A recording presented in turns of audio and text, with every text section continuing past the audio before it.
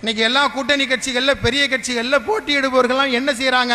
சீட்டை வாங்கணும், கூட்டணி கட்சியினுடைய தைரியத்தோட களமிறங்கணும், எம்எல்ஏ வாய் ஜெயிச்சுட்டு எங்கேயாவது வீட்டில் போய் சென்னையில இருந்து விட வேண்டும் என்றுதான் நினைக்கிறார்களே ஒழிய நமக்கு கிடைக்கிற அதிகாரம் நிலைத்து நிற்கிற வகையில என்னையும் என் கட்டிடத்தையும் பலப்படுத்த வேண்டும் என்று யார் நினைக்கிறார்களா? அம்பேத்கர் சொல்வதை போல எதிரிகளுடைய மாளிகையை கண்டு நீங்கள் மயங்கி நின்று விடாதீர்கள், மாறாக உங்களுக்கு கிடைத்திருக்கிற கூடாரத்தை நீங்கள் பலப்படுத்துங்கள் என்று சொல்வதை போல நம்மிடத்திலே கோடான கோடி பணம் இல்லை, ஆனால் இந்த மக்களுக்காக உழைக்கிற மனம் இருக்கிறது.